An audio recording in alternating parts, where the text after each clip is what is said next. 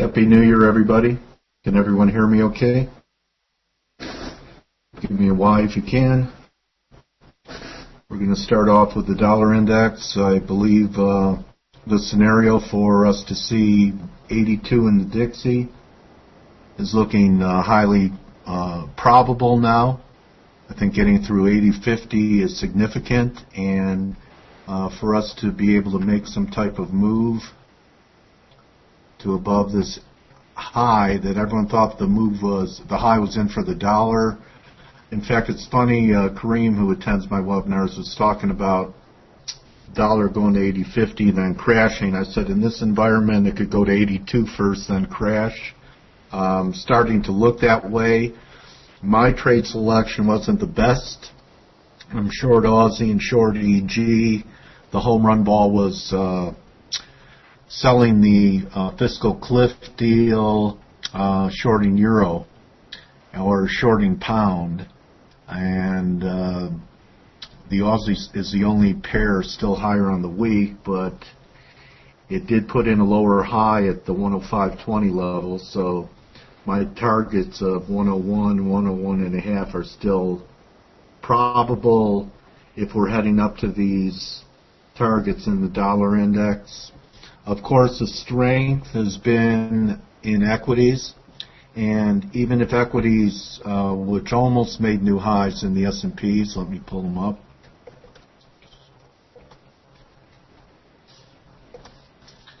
And we're getting a little pullback based upon the Fed minutes that there's a lot of dissenting members talking about ending QE infinity in 2013 or sooner.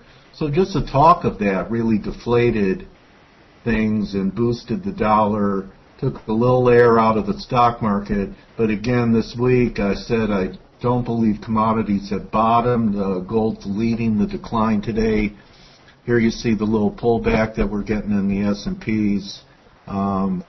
Perhaps we're going to try this gap at 1420. I'd expect the dollar to stay strong into that time frame, and then maybe attempt another push back up, but definitely pushing against the highs.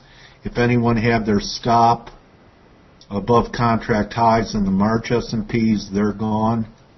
So I believe most of the shorts are out of this, so you can't rule out that it ends up being more significant than just a pullback to 1420, but I've learned if you do the right thing today, tomorrow takes care of itself. Give me a Y if you've experienced that. Do the right thing today and tomorrow will take care of itself. Okay, so here's the gold really giving up the ghost. Another reason why I favored Aussie shorts was my negative view on commodities. And gold is giving it up pretty good. Copper, which looked the best, is also suffering today, but here's a quick look at the gold. Seems that money flow right now is out of bonds, out of gold, and into the dollar and into U.S. stocks. So some of these correlations, which have been holding up for quarter upon quarter, are breaking down. I have seen times, gold doesn't look like it bottomed to me. I have seen times when U.S. dollar-denominated assets went up with the dollar going up. It wasn't always you needed a weak dollar for stock prices to go up. You can go back on your dollar index chart and you will find periods where the dollar goes up and the market goes up at the same time. Has anyone researched that before? Because, you know, after you see a correlation that's holding for so long, it's hard for people to make the adjustment that we're in a transition. And, you know, this may be the transition with bonds looking very negative and gold looking very negative, and perhaps we get a growth scare. And a growth scare is something that would even speed up the talk of QE ending sooner. I'm not a big believer that we're going to have a huge growth spurt, but It would only take a couple of decent numbers like the NFP tomorrow that perhaps we get a good NFP number, and instead of the dollar selling off like it had been over the last few years, the dollar actually goes up because of good news, based upon the fact that perhaps rates are heading up here and the talk of lower rates in Europe is still very probable because their growth rates are so much slower than ours. Give me a Y if you're with me on that analysis. So the commodities that are holding up the best really is crude, and copper was until today. Let's take a quick look at crude. And it's still my contention that we could have one more good sell-off in crude and take this market down into the upper 70 range. And let's take a quick look at it. That's wrong. That's wrong. Oh, there we go. All right. So we've rallied. This still could just be a correction from this $16 decline, and if we had another $16 decline and we're topping up here around the 94 level, that would take us to $78, and that's a target, a number I have in mind. I think that down there crude will be the buy of 2013. So still looking for the potential of this happening, which should mean also a higher USD CAD. And let's take a look at copper.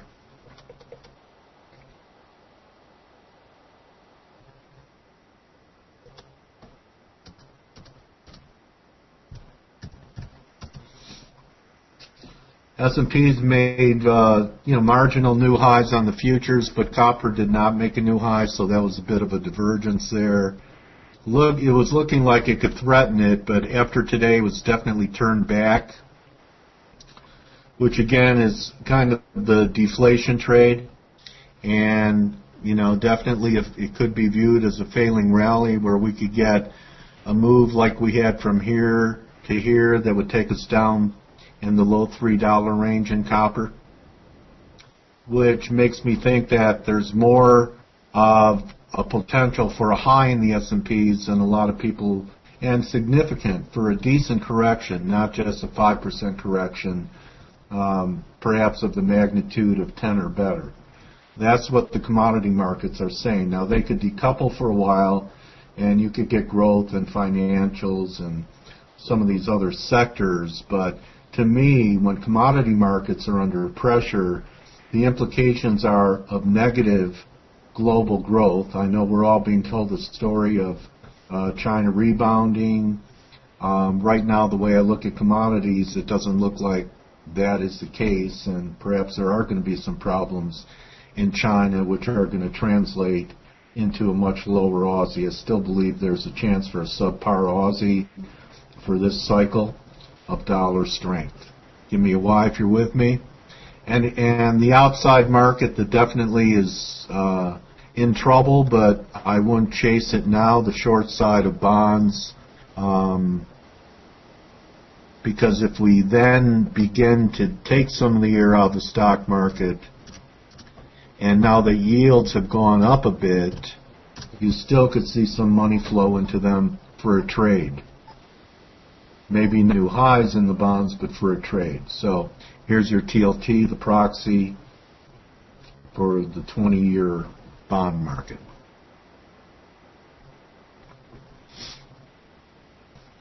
So to me, this is not a new story. And now we're getting to levels, although this is confirming, where I can't chase the short side of a bond market. Not here. I'd be looking for some type of bounce. And let's get over to our pairs. Any questions or any outside market that you would like me to cover before I move to the pairs? Anything? Okay.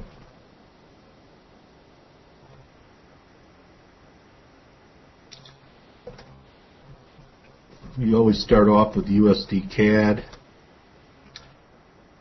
This platform didn't show the price action during the fiscal cliff deal. So Canada's trying, it's bouncing a little bit here, but I'm not prepared to jump on it yet.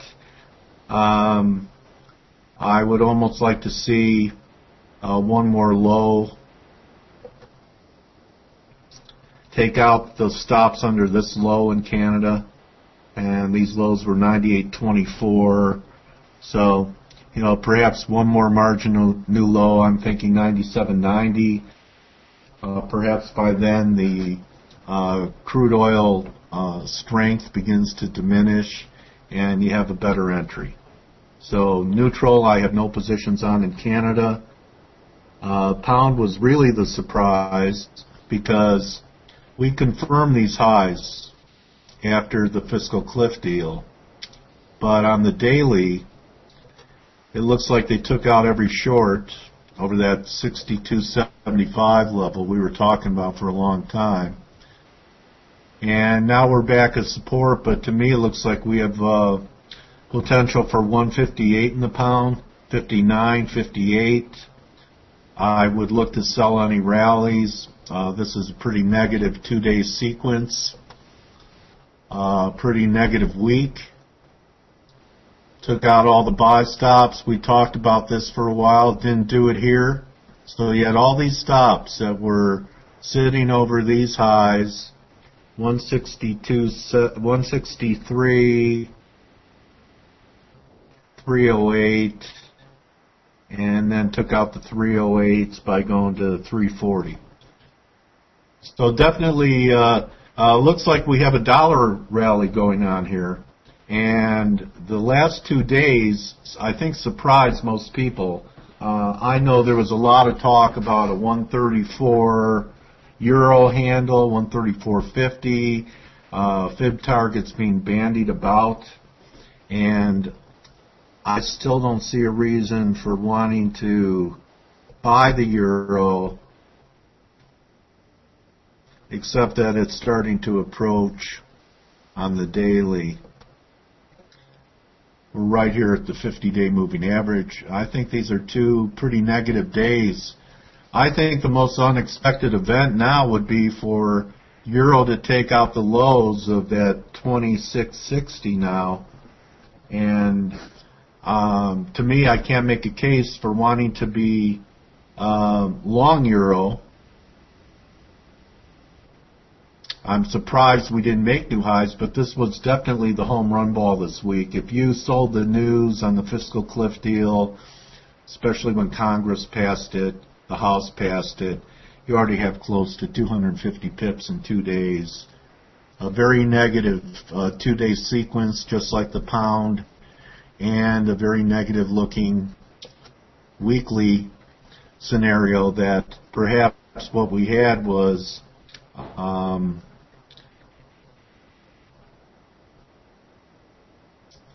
this was ABC for A, and this was an irregular B, and now we're going to get a C wave that will not take out the lows at 120, but perhaps even test the mettle of people who think they have the euro bottom at this 126 level. You're going to get, if you're looking for an area for a bounce, I'd say around 29.60 to 29.20 in there. I know some people were looking for the 130 level. I'm flat. I'm still just short EG. Yen, it keeps looking like it's going to roll over, and it doesn't, but I can say this, that on the 1 hour at new highs, and I had a number of 87.60 a long time ago, based upon that was the low of the flash crash. But on the 1 hour, new highs will diverge for the first time at new highs.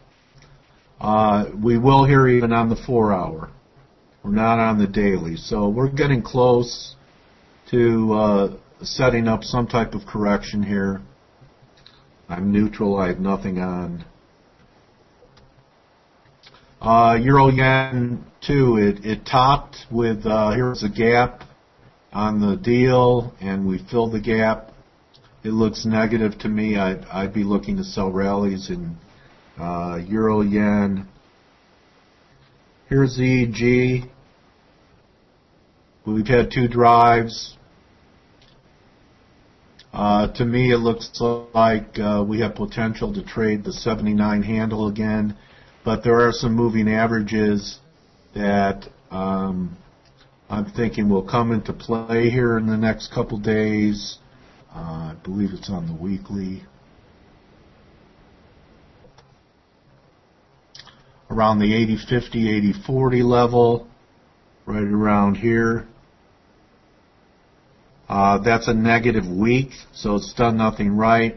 But I could make a case for us trading back down under the 80 handle, 79.5, and I have some other retracements as deep as 78.65.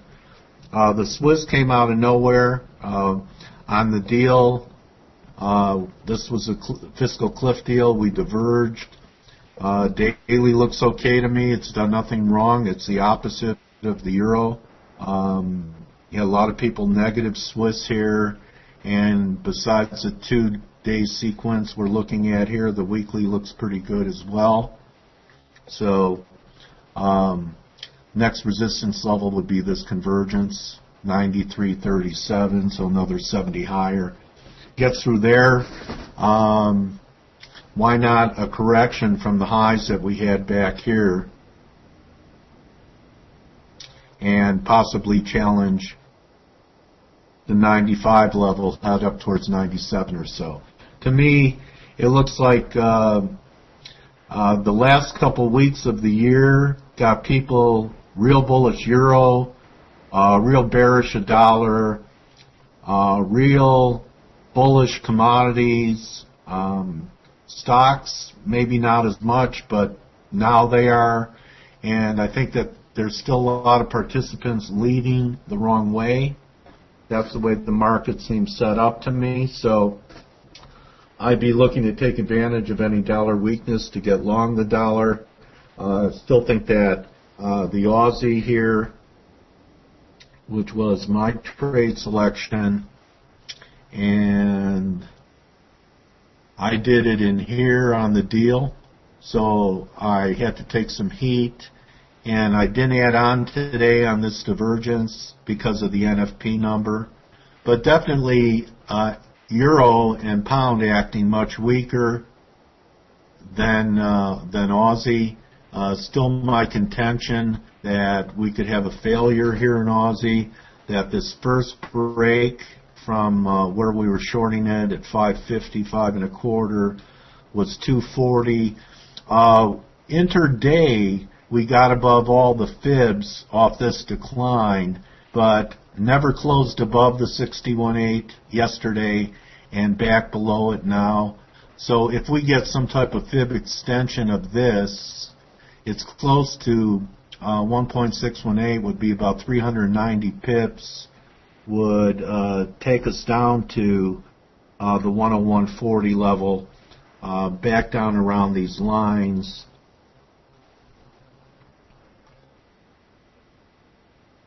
Off the previous two lines.